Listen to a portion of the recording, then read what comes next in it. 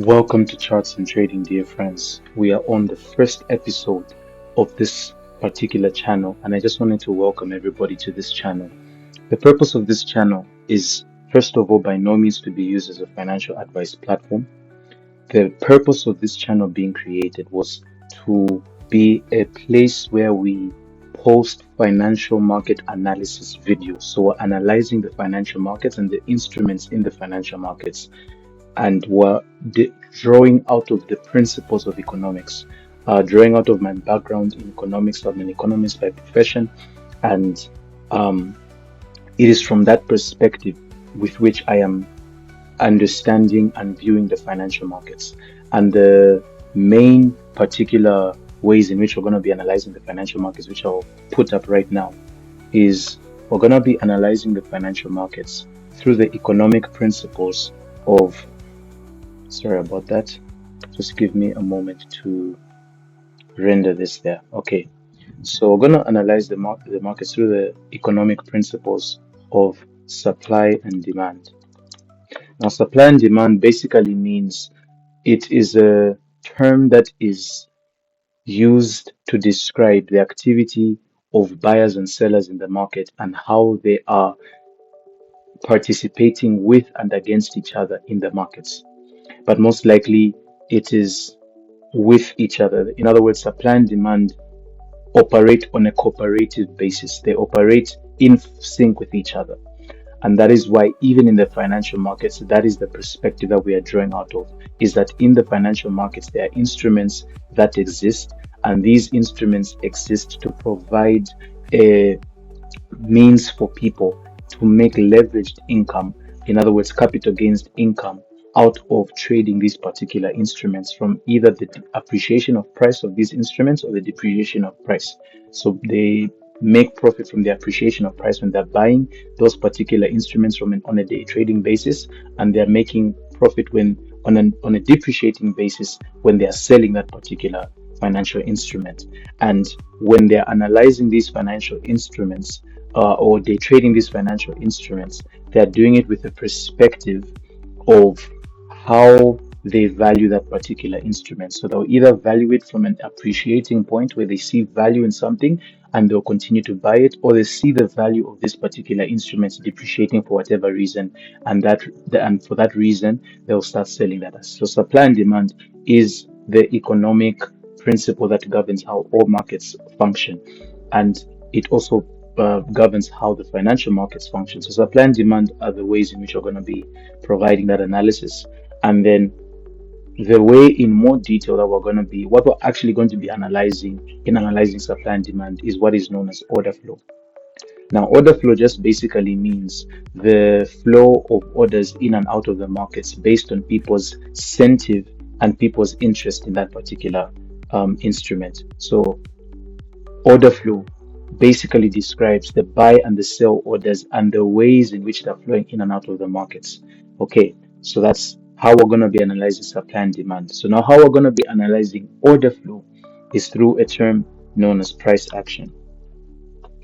Now, what price action is the decisions that people are making on either buying or selling particular instruments at particular prices, and how those decisions affect the value of that particular instrument. So the value of an instrument is always based on the trading that is done on that instrument, whether it is a financial market instrument or a product or a service in any other market that is being traded. The price of a particular instrument or a particular object of value is based on the trading that is done on it, and the trading that is done on it defines the value of that thing. So price action is us declaring that a financial instrument's value, appreciating or depreciating, is governed by the trading that is done on it. And that is why we are analyzing the value of these instruments and how they are shifting from day to day using the concept of price action. Now, how we're going to analyze price action is through 5 main factors, which are also backed by economic principle. Number 1, we're going to use market structure. And market structure will be used basically to define the direction of the day and whether that direction is bullish or bearish. So we're using market structure to define the value direction of the day. So the value direction could be bullish in the sense that the value of a particular instrument is increasing, and it could be depreciating from the point of a bearish direction, in the sense that people are selling because the value of that instrument of that day is depreciating. So we're using a market structure to define the direction of the day, but on an intraday basis. So we're not providing analysis based on what is going to happen in the next 10 years or in the next 5 years or next 5 months. We're focusing mainly on intraday analysis.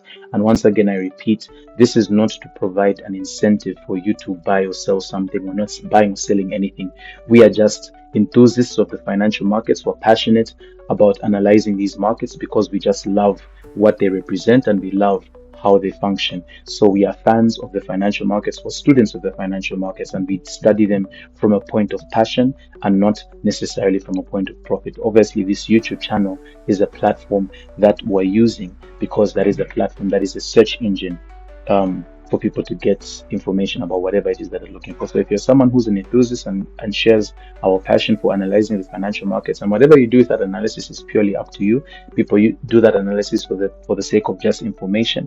People analyze the financial markets, and not necessarily our analysis, but people analyze the financial markets for the purpose of being informed. Some people do it with investment interests, and what I always and will advise is, whenever you're making any sort of investment, go and consult a licensed financial advisor.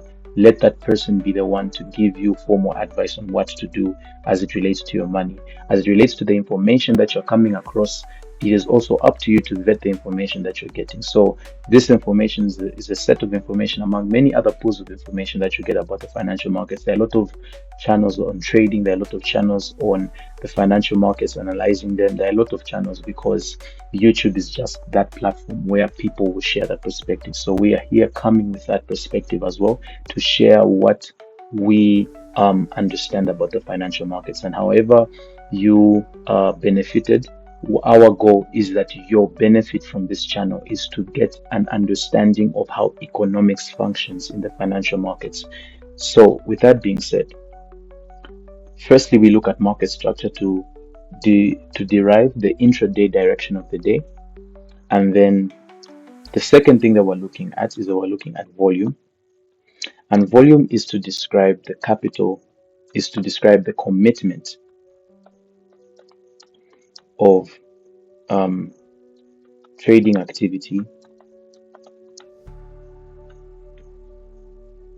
on the day.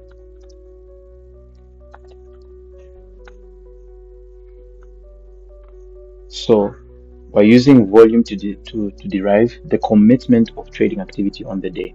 So it is to give us a perspective on how much people are committing in terms of their positions, how they are committing to the financial markets, how they are pouring themselves in terms of how much money they are pouring into the markets on particular points of price and at particular times of the day.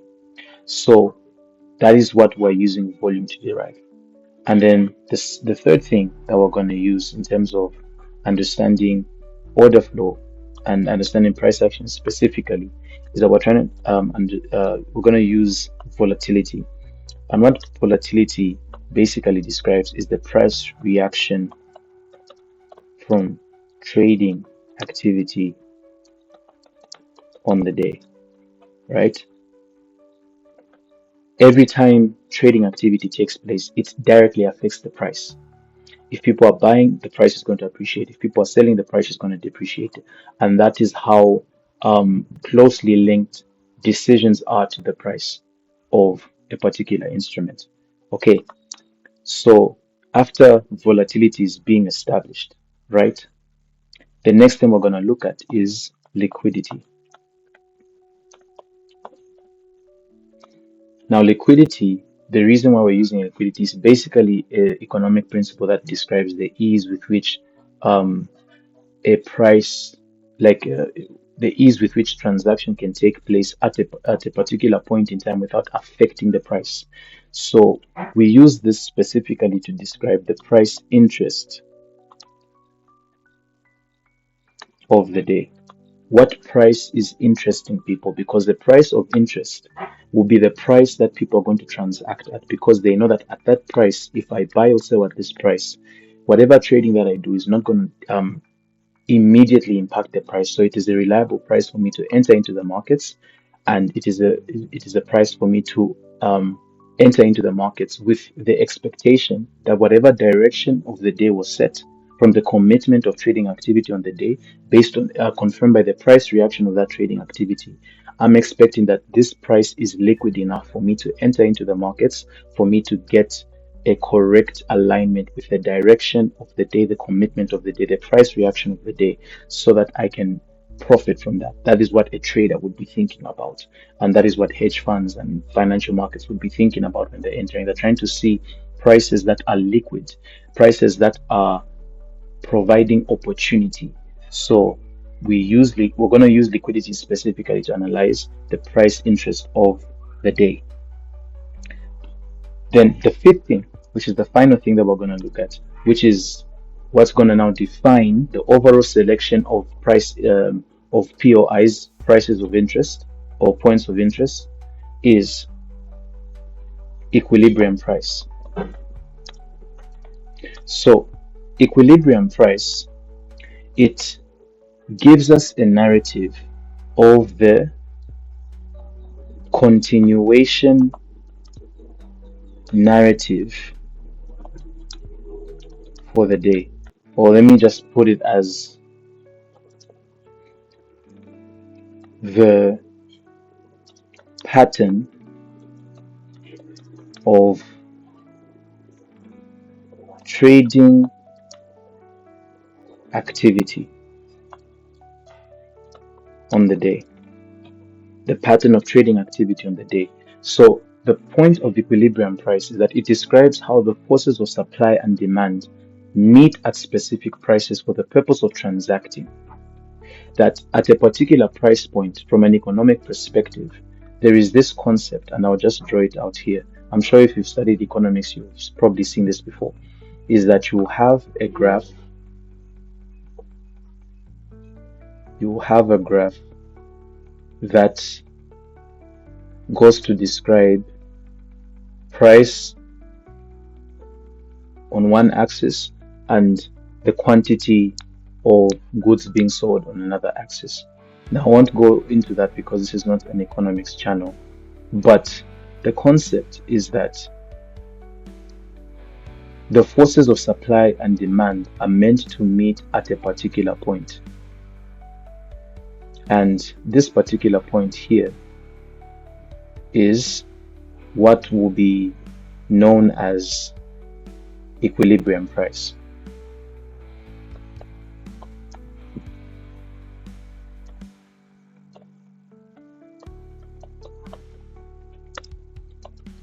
And what equilibrium price is, it is that it is a point in the markets where buyers and sellers are meeting at an agreed price, where sellers value a particular good being sold that they're selling at a particular price enough to sell it at that point, and also buyers value it at a certain point that they would be willing to buy at that point. So it's a price that determines what sellers will be willing to sell that product for and what buyers will be willing to buy that product for. So it's a meeting point in the markets. So in the financial markets, when it comes to day trading instruments, obviously we have a combination of buyers and sellers who are constantly moving the markets. But what equilibrium price presents, it presents that once market structure has confirmed the direction, volume confirming the commitment, volatility expressing the reactions of that commitment of price based on buyers and sellers, and liquidity presenting the specific price that are of interest after what are known as liquidity sweeps, where prices of low interest are taken out and prices of high interest hold, because those are the price points that determine the direction. So equilibrium price basically is a principle that states that trading activity is going to happen to and from prices of interest that determine the direction, and that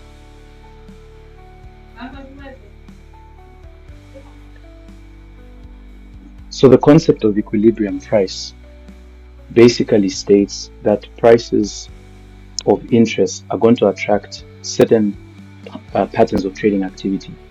And once those patterns of trading activity unfold, they express themselves based on the price changes or the price valuations or the price um, movements that happen on a particular instrument. And what this basically means is that price is always going to, first of all, establish a direction based on the commitment of trading activity at particular prices. So volume establishes the direction of the day. But in the order of analysis, we first start by understanding the direction. Then we want to understand the volume of trading activity that's determining that direction. And then we're trying to assess that volume through volatility. And then once we assess that volume through volatility, we're now trying to understand the prices that are driving that volatile market based on certain price points that are expressing liquidity. So there are certain price points that will be low, that will have low liquidity, and the other price points that will have high liquidity. In other words, those price points are highly valued for a specific um, kind of trading activity. So people may not buy until prices reach a certain point. People may not sell to a certain level until prices reach a certain point. So you will always have people buying and selling the same way at when it comes to products. Let me give this example of a Black Friday. View liquidity as the Black Friday. Black Friday expresses one thing, that people are interested in buying products, but not at particular prices. So when people would come into the market, they'll come into a market at a price point that favors what they have to give to the market. So they may not have to give as much money they may not have as much money to give into the market at certain points in the year because their budget suggests to them that they can't buy this particular thing because they, their resources are not um, enough to acquire that particular thing. So it's the same thing with in the financial markets. View liquidity as a tagging point of showing you prices that people are willing to place positions in. And we're not doing this based off of just speculative. We're looking at data, and the data that you're seeing before me here are what are known as candlestick charts. Candlestick charts are are a means of reading data. There are many other means, but candlestick charts are very good at expressing data because they detail the particular buying decisions and or selling decisions that are taking place as prices unfolding. So that is why I personally like to analyze the markets through candlesticks, is because they express decisions as prices unfolding. So giving you a bit more detail on what is happening. So candlestick charts are the ways in which we're reading price action. So view all of this, view liquidity as the Black Friday. It is describing to you that actually, let's view all 5 points using that Black Friday narrative.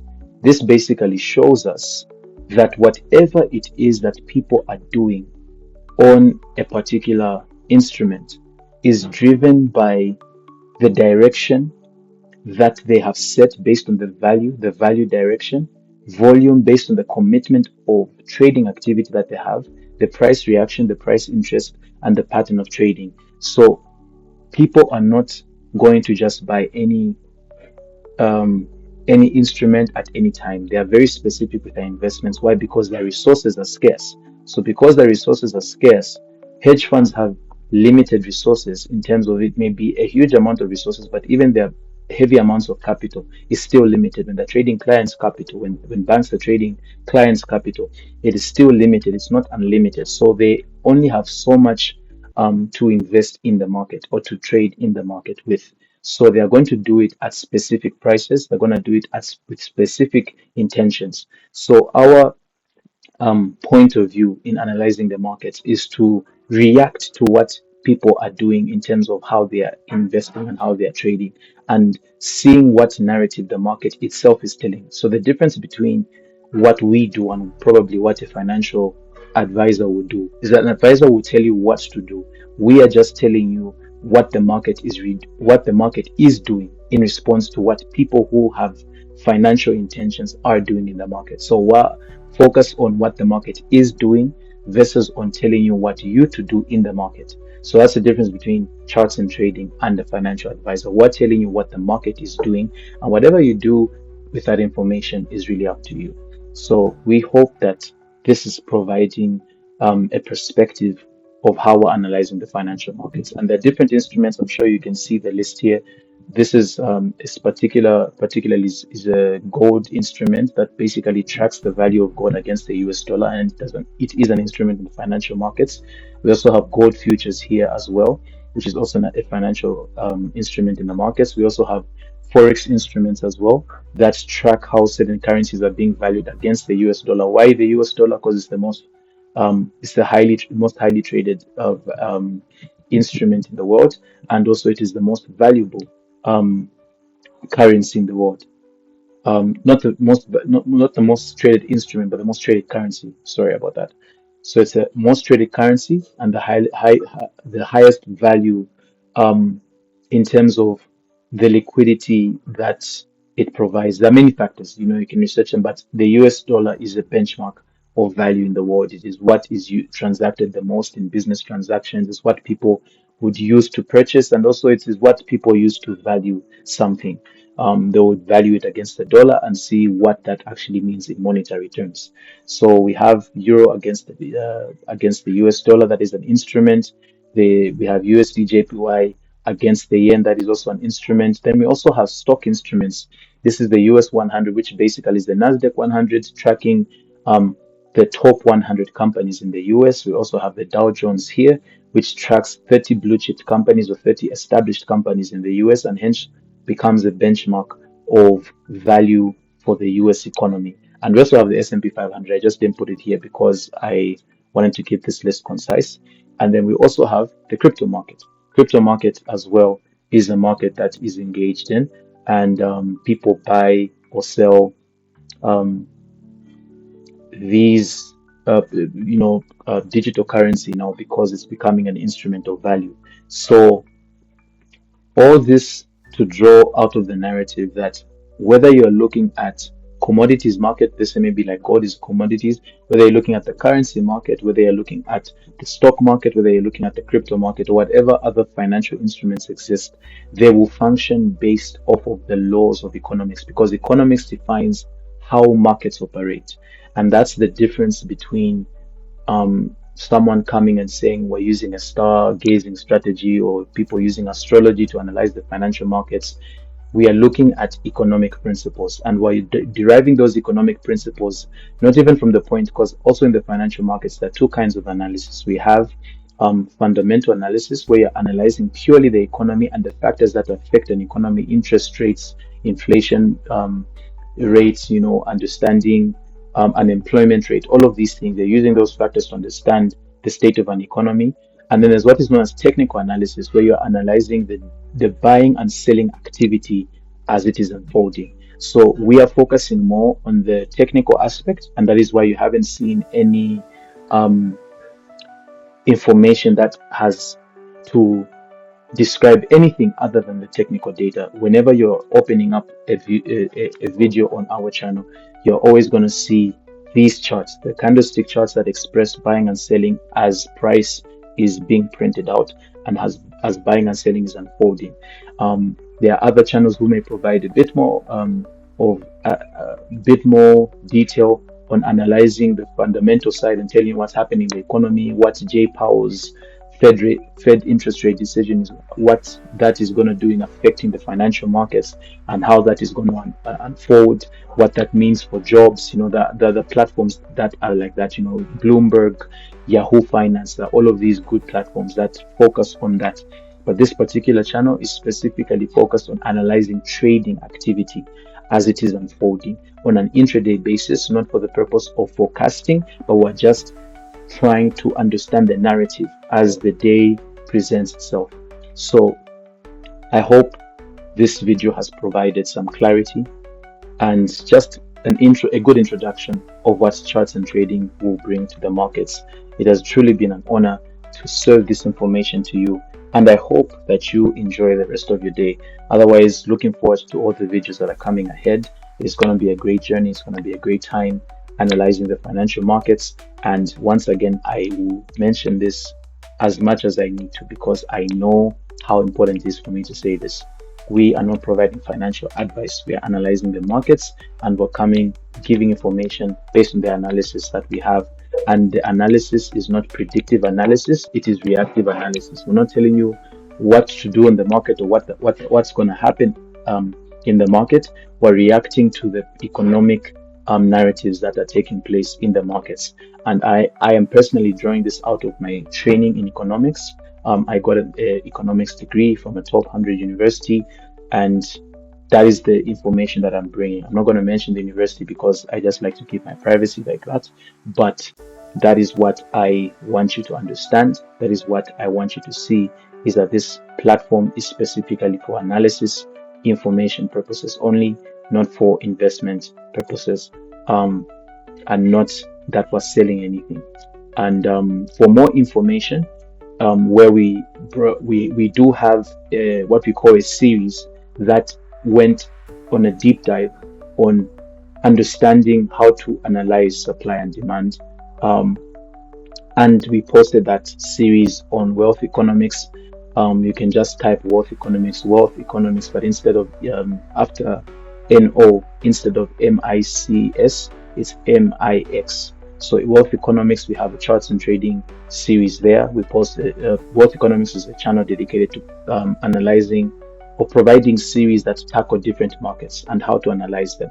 And we have our specific series there where we do have a bit of a better breakdown, because this channel is just purely analysis. There are a lot of terms you hear that may be a bit weird. We'll explain them when we can, but a lot of the deeper explanations or the introductory explanations, we do them on the charts and trading series. So we've finished season 1, and we're gonna work on as many series as are required to get our information delivered to the best of what we want it to be. So we may have 3 seasons, we may have just 2 seasons, we may have the season 2 is definitely going to be better. It's definitely going to be more informative than season 1 was, and season 3 may or may not be necessary depending on how season 2 goes.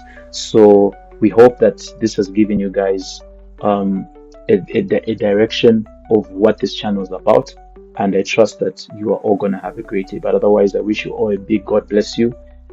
In the next video and the videos to come, we will be analyzing the instruments on hand, and we will be giving a deep dive analysis on what is happening on an intraday basis based on the factors that we have listed, based on understanding supply and demand, and thereby understanding order flow, and understanding order flow through price action, and understanding price action through market structure, through volume, through volatility, through liquidity, through equilibrium price.